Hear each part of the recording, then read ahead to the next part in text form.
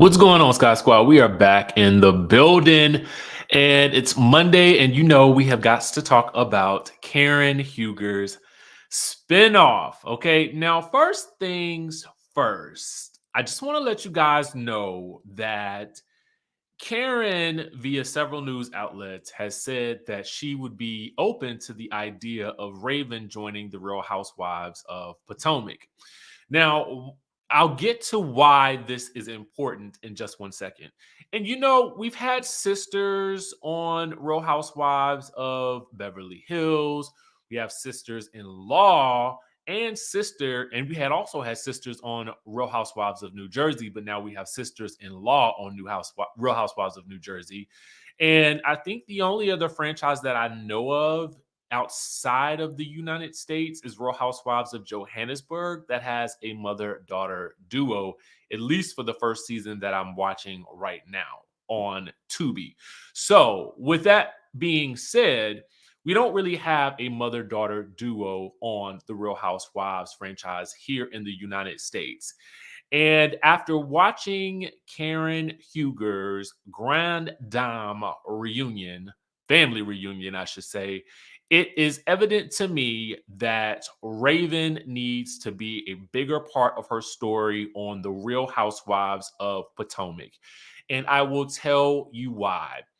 Raven adds an even more fun element to Karen, who is already a fun and vibrant character on the show.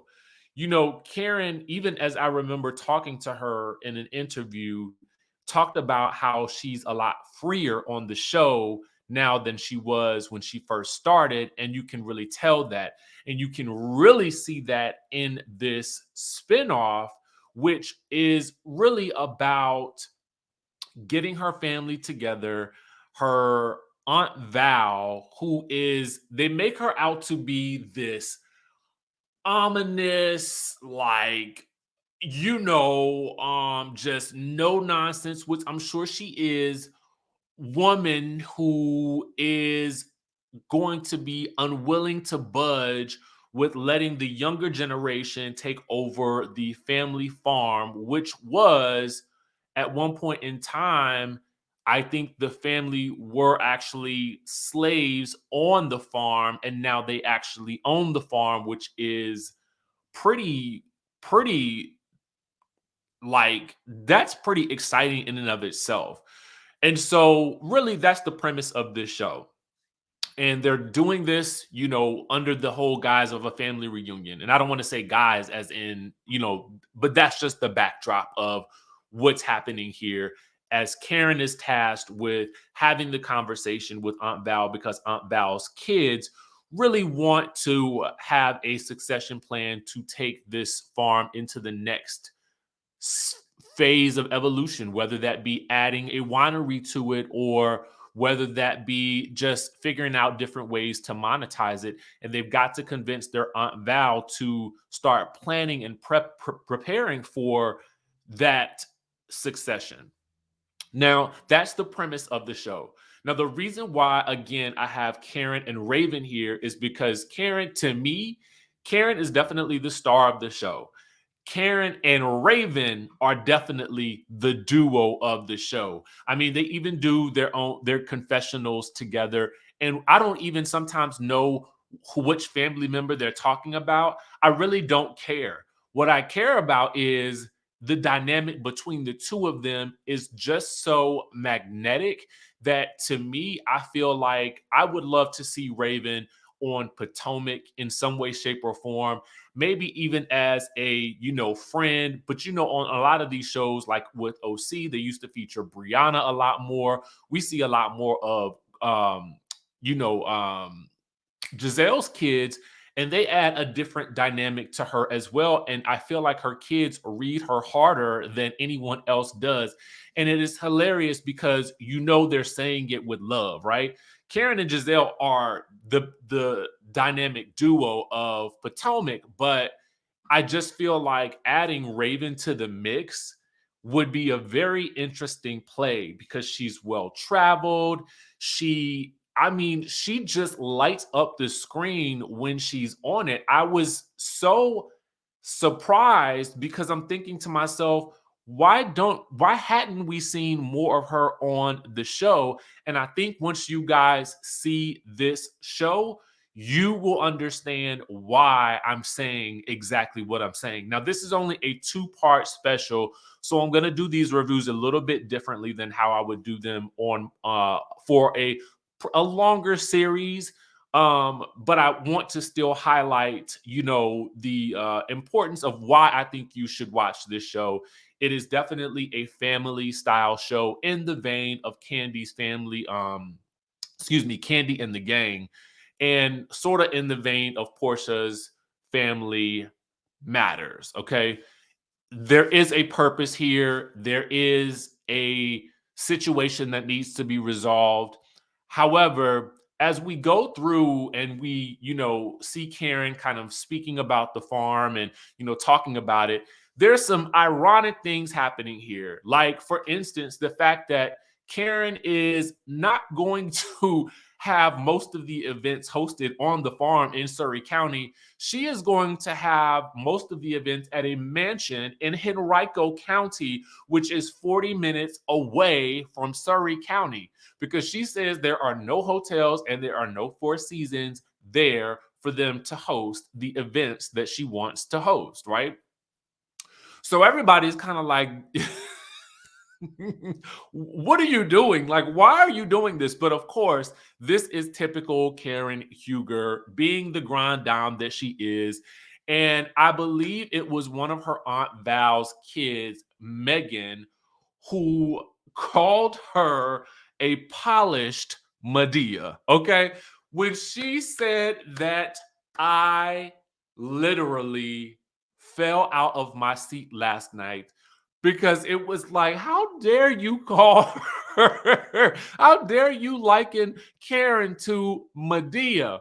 But for whatever reason, the analogy and the reference really, really worked, right? It really, really worked.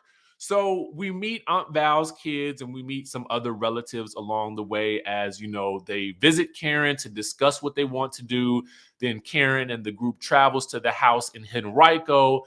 They also go to Aunt Val's house. But before they actually go to Aunt Val's house, listen, we meet all the relatives and stuff like that. And I think, to me, the ones that are probably most worth mentioning are Aunt Val's son David and then her daughter Megan, because they get their own confessionals as well, and they are a pretty hilarious duo in and of themselves as well. I believe David even joined Ray for Watch What Happens Live last night in support of Karen. And I just felt like they are the ones who have the most at stake with this farm and who are really have a vested interest in taking it into the future. And they're funny together. I will say that. Putting them together in their own confessionals, their reactions are funny. And that is where I think Megan called Karen a polished Medea. And they just talk about how bougie she is and how she's always been that way. And Karen is like, my daddy never actually let me work on the farm itself, but I'm a farm girl. It's very ironic, but it's also amusing at the same time, because the only thing I can say is that Karen and RAYVIN, they light up the screen. And even Ray has a part to play in this, because he has his own confessionals and he sort of breaks down family dynamics between Karen and Karen's sister, Bridget, who we really don't see much of in this first episode. And we don't see Karen's son, Brandon, at all. I think he had some other event that he had, or some other things that he had to do during this filming process. But from what I gather, he's not really a filming type of person. So I didn't really expect to see much of him anyway. But the family members that are in place,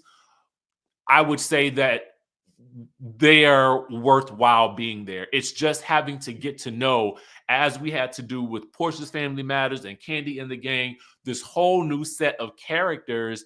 And sometimes it can be a little bit confusing, but luckily Karen's show plans out this little family tree thing so you can actually see the order and how people were, where they are in the family lineup. Okay.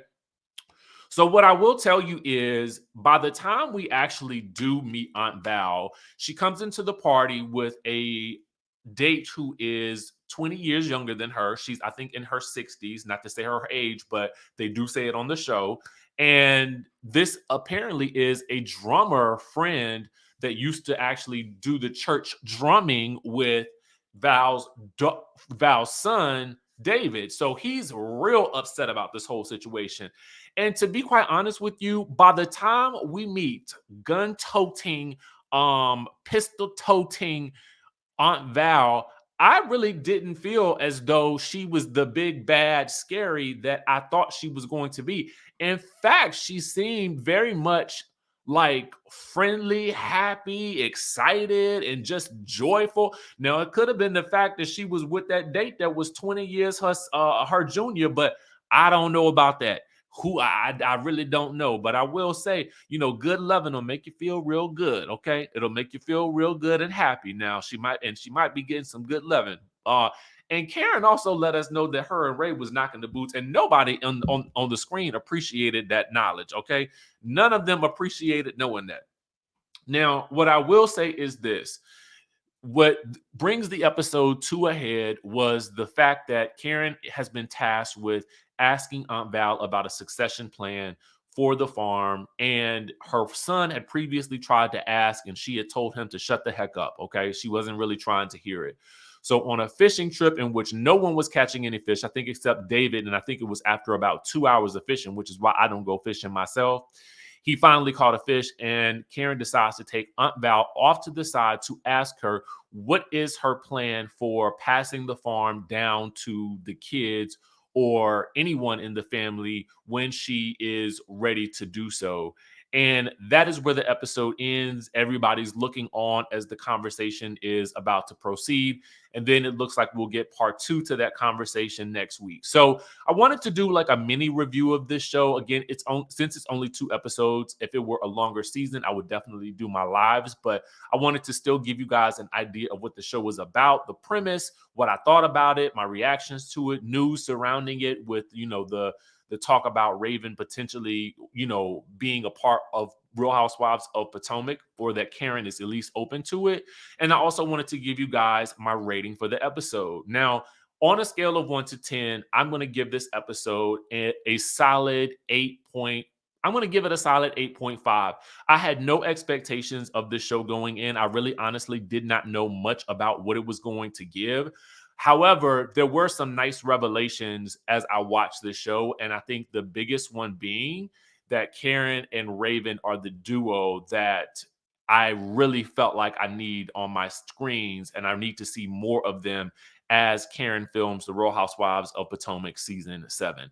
So let me know what you guys thought about this particular episode of Karen's Grand Dame family reunion. If you watch the show, if you will watch the show as a result of this review, and what your thoughts are about the show, and what your thoughts are about what I've given you about the show as well. I'd love to hear your comments down below. Make sure you guys subscribe to the channel, hit that notification bell button, and of course, we will catch you in the next video.